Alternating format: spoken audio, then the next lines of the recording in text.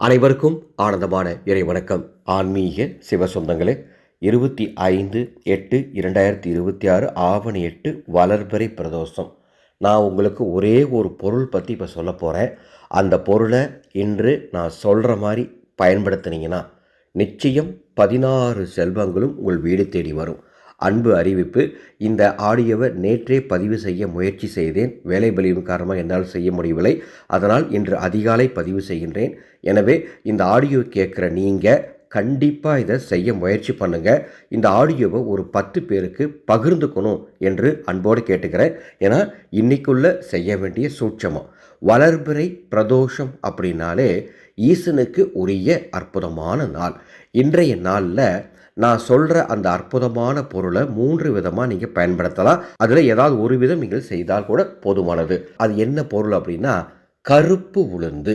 பக்கத்தில் இருக்கக்கூடிய மல்லிகை கடையில் கண்டிப்பாக கிடைக்கும். முதலாவது விஷயம், முடிஞ்சால் அந்த கருப்பு உளுந்து வீட்டின் அருகில் இருக்கக்கூடிய சிவன் கோவிலுக்கு தானம் பண்ணுங்க. அல்லது அந்த கருப்பு உளுந்தால் ஏதானும் நெய்வேத்தியம் செய்து சிவன் கோவிலுக்கு தானம் பண்ணுங்க. இது முதல் விஷயம். இரண்டாவது விஷயம், அந்த கருப்பு உளுந்து பிரசாதம் உங்கள் வீட்டு இருக்கக்கூடிய ஈசனுக்கு பிரதோஷ நேரத்தில் படைத்து வழிபாடு பண்ணுங்க. அல்லது மாலை 6 மணிக்கு மேலே எப்போ உங்களால் முடியுமோ அப்போ ஈசனுக்கு கருப்பு உளுந்து பிரசாதம் வைங்க. இரண்டாவது விஷயம். மூன்றாவது, இது ரெண்டுமே உங்களால் செய்ய முடியல கூட முடிந்த அளவுக்கு இன்று கருப்பு உளுந்து கொஞ்சம் வாங்கிட்டு வாங்க வீட்டுக்கு. அதை செஞ்சால் கூட போதும். இந்த 3இல் ஏதேனும் ஒன்று இன்று செய்யுங்கள். நிச்சயம் சொல்லுகின்றேன், கல்வி, வீரம், வெற்றி, தானியம், தனம், சந்தானம், ஆரோக்கியம், ஆயுள், அழகு, புகழ், குடும்பம், நிலம், வாகனம், நல்ல நட்பு, பக்தி, மகிழ்ச்சி ஆகிய 16 செல்வங்களும் உங்கள் வீடு தேடி வரும். மிக மிக எளிமையான ஒரு சூட்சமம். இந்த எளிய சூட்சமத்தை செய்து பயன்பெறுக. இப்படி ஒவ்வொரு விஷயம் உங்களுக்காக பார்த்து வழங்கும் நமது சேனலை சப்ஸ்கிரைப் பண்ணிக்கோங்க.